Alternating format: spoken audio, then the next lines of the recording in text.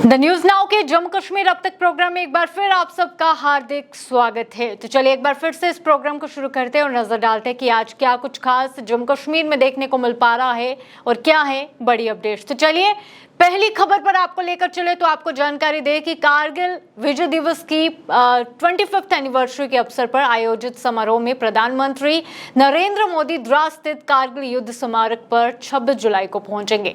वे बलिदानियों को श्रद्धांजलि देंगे और वहीं पीएम के दौरे को लेकर बीते कल लद्दाख के उपराज्यपाल ब्रिगेडियर डॉक्टर बीडी मिश्रा ने सचिवालय में बैठक भी की।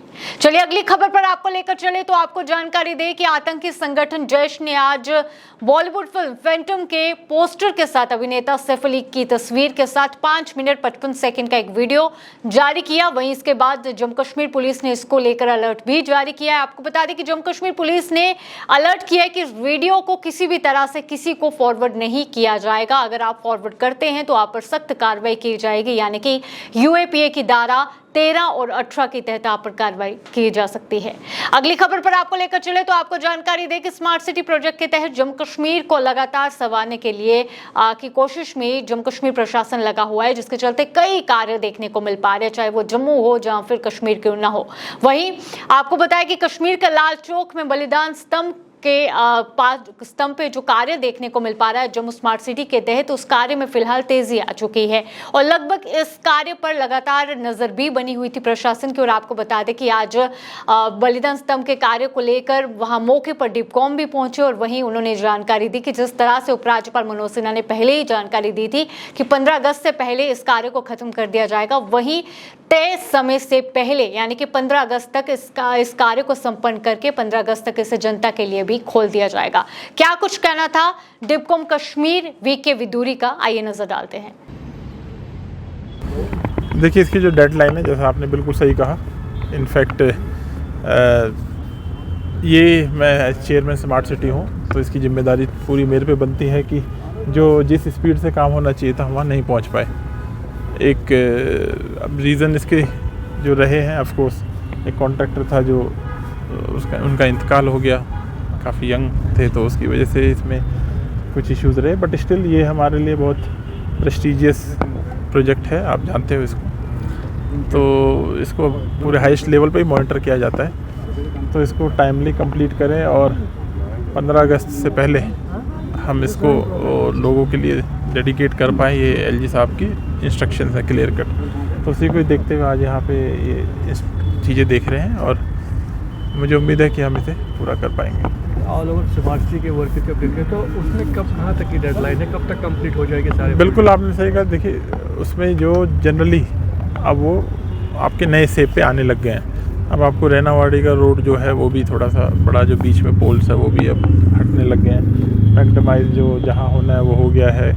आपका गोजवारा रोड हो या इसके अलावा भी जो टेबल टॉप्स जहाँ बननी थी, या निसात जो पहले था, अभी तो आप भी मानेंगे कि निसात में पहले और आप जो आज से 2 महीने पहले आपको जो लगता होगा या 1 महीने पहले लगता होगा, आज ऐसी स्थिति नहीं है। So we are on it. और फिर शहर खास में रात में ही काम हो सकता है, आप ये तो मानते ही हैं, तो उसमें रात में जितना जल्दी हो सके हम उसको कंप्लीट करेंगे। फिर भी जाना चाहिए, गर्मी बहुत ज़्यादा है, कहीं ना कहीं वालिदैन की डिमांड है कि जो छोटे बच्चे उनको समर वेकेशन और टाइम दिया जाए। या देखो आप याद करो, जब आप लोगों ने बोला था 17 तारीख को जब आशुरा का समय था, उसी दिन शाम को फिर ठीक ठाक मौसम हो गया था। अगर मान लो मैं छुट्टी डिक्लेयर कर देता तो आप लोग फिर मुझे बोलते कि साहब देखो मौसम सही था, आपने बच्चे रोक दिए। देखिए दोनों चीज़ें देखनी होती है, मौसम भी, बच्चों की हेल्थ भी और उनका करिकुलम भी, तो उन सब में एक कोऑर्डिनेशन बिठाना पड़ता है।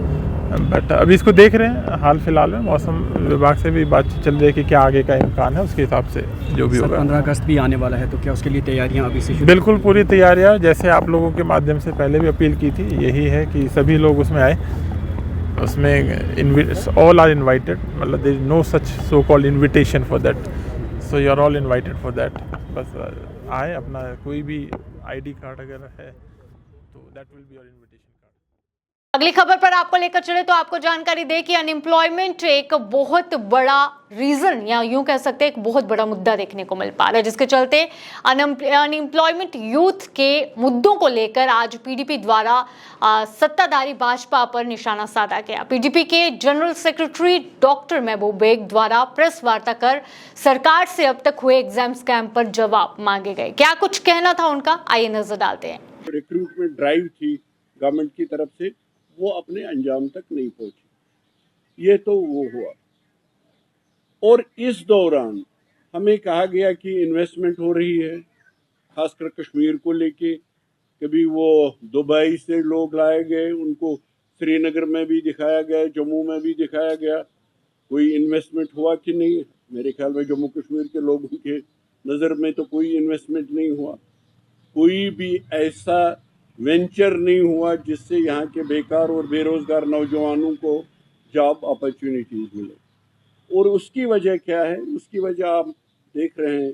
देखिए, जब आप अवेलेबल हो जवानी में और ड्रग्स और बाकी चीज़ें अवेलेबल हो, तो हमारे जो जवान है, जो कल की होप थे, वो उसमें लग गया। अब लेटेस्ट बड़ा दिलचस्प आया है। लेटेस्ट ये हुआ कि ये रिक्रूटमेंट करेंगे पीएसओज की, एसपीओज की, सॉरी, रिक्रूटमेंट करेंगे। अच्छी बात है। उसके लिए एडवर्टीजमेंट ऑफ कोर्स होना चाहिए।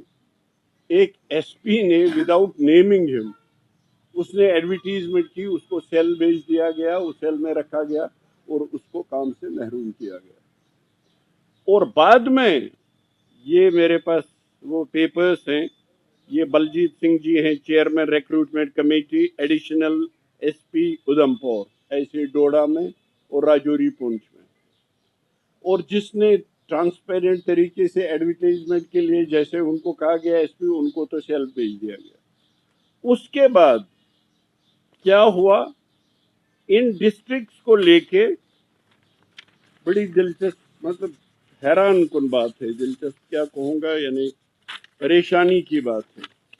उनको कहा गया कि ये एडवर्टीजमेंट नहीं करना है, आप अपने डिस्ट्रिक्ट्स में, इन एरियाज में, इन विलेजेस में, उसको कहा गया बॉर्डर एरियाज, सारे वो बॉर्डर एरियाज है नहीं, कि उसमें लड़के आप एसपीओज की भर्ती करें।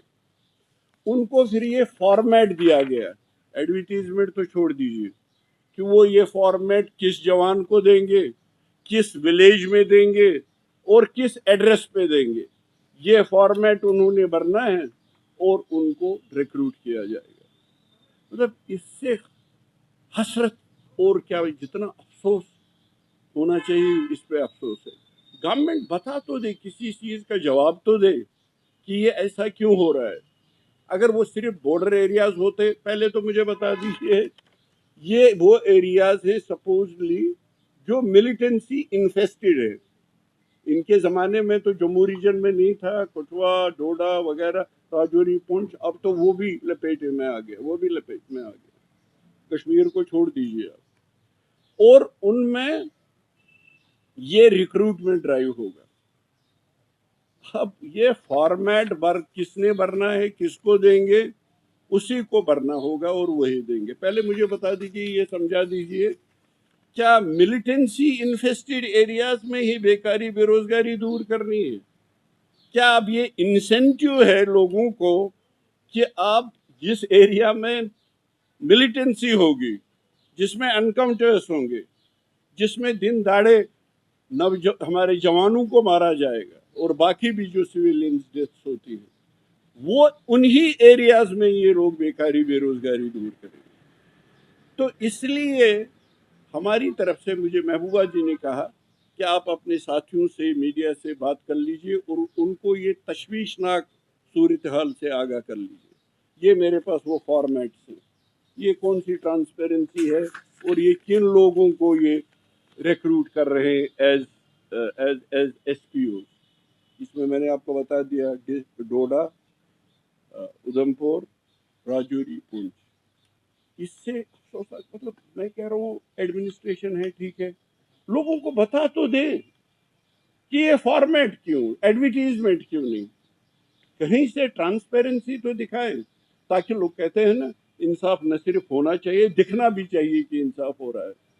तो आपके ज़रिए से मैं एडमिनिस्ट्रेशन से, बीजेपी गवर्नमेंट से कहूँगा कि आप हमारे नौजवानों को, हमारे बेटियों को, हमारे बेटों को, बच्चों को ये बता दीजिए ये सब कुछ क्या हो रहा है और कैसे ये लोग हमारी यहाँ नौजवानों की बेकारी और बेरोजगारी दूर करने के जो दावे कर रहे हैं वो कैसे ये पूरे करें। ये मुझे आपसे गुजारिश करनी थी, एक्सक्लूसिवली इस पे ये जो अनएम्प्लॉयमेंट का यूथ का सिलसिला। चलिए अगली खबर पर आपको लेकर चले तो आपको जानकारी दे कि आज कांग्रेस द्वारा प्रदर्शन जो है वो किया जाता है और ये प्रदर्शन पहली बार नहीं, इससे पहले भी आपको लगातार बता दें कि राज्य का दर्जा मांगा जा रहा है और पहले भी कई बार कांग्रेस द्वारा प्रदर्शन किए गए हैं और एक बार फिर से आज कश्मीर में एक जोरदार प्रदर्शन देखने को मिला और जोरदार प्रदर्शन के दौरान कांग्रेस के कार्यकर्ता द्वारा मांग की जाती है कि आप हमें जम्मू कश्मीर को राज्य का दर्जा फिर से वापस दें। क्या कुछ कहना था, आइए नजर डालते हैं। साबित की हुई है, पार्लियामेंट में भी कोई बात नहीं हो रही है, इनको शहीदों के खून का जवाब देना होगा। साथ ही साथ में हमारी स्टेटहुड जो है वो बहाल करनी चाहिए इनको। इन्होंने बोला था कि स्टेटहुड हम छीन रहे हैं इसीलिए ताकि इसकी वजह से टेररिज्म हो रहा है। तो हमारी मांग, कश्मीर के युवाओं की मांग ये है कि स्टेटहुड को वापस दिया जाए और हमारी स्टेट को बहाल किया जाए। मैं Akash Bharat, state president youth Congress. आज का जो प्रोटेस्ट था उसकी सबसे बड़ा हमारा मुद्दा था स्टेटहुड को लेके, क्योंकि जिस तरह से हमें वादा किया गया था कि बहुत जल्द आपको वापस स्टेटहुड दिया जाएगा, काफ़ी साल बीत गए लेकिन स्टेटहुड वापस नहीं मिला और उसके बदले हमें क्या मिला, मिनिस्ट्री ऑफ होम अफेयर्स की तरफ से एक ऐसी डायरेक्शन जिसमें एलजी को इतना एम्पावर कर दिया गया कि डेमोक्रेटिक इलेक्शन के बाद भी जो राइट्स हैं वो हमारी चुनी हुई सरकारों के पास नहीं होंगे। उसको लेके आज ये प्रदर्शन हमने यहाँ किया है। तो जो सिचुएशन जम्मू का है तो क्या लगता है? देखिए, हालात बद से बदतर होते जा रहे हैं। सरकार फेल्योर है, चाहे आप सेंटर की सरकार कहिए, चाहे आप यहाँ एलजी का प्रशासन कहिए, ये पूरी तरह से फेल हुए हैं। अब कश्मीर के साथ साथ जम्मू में भी आतंकवाद बढ़ता जा रहा है। क्या करना चाहिए, किस तरह की रणनीति अपनानी चाहिए सरकार को ताकि जो हालात है वो सामान्य? देखिए, यहाँ के हालात को अगर कोई समझ सकता है तो यहाँ के लोग समझ सकते हैं। अभी इस समय एलजी प्रशासन में या तो एलजी साहब खुद बाहर से हैं।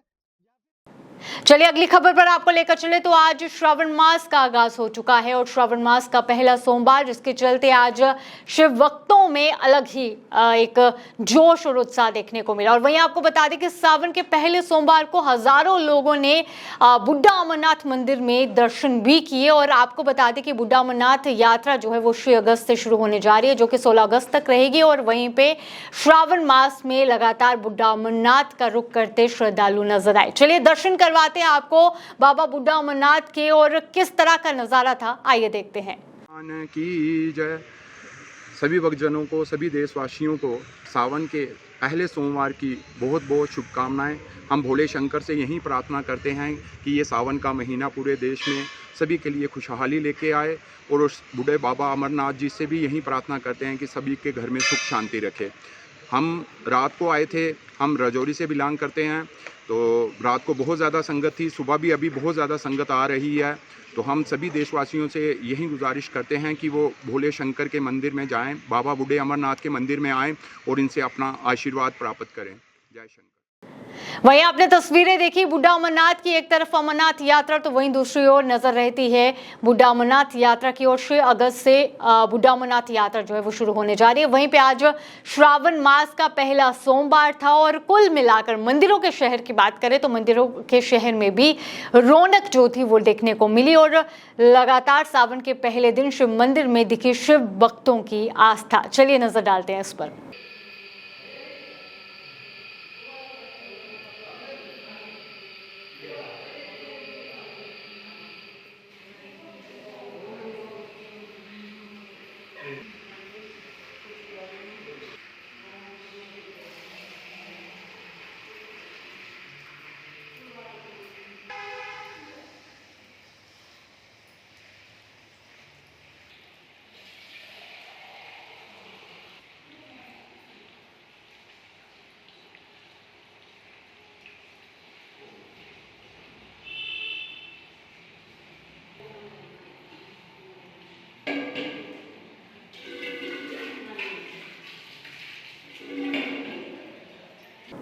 इसी के साथ फिलहाल आज के प्रोग्राम में इतना ही। मुझे दीजिए इजाजत। धन्यवाद।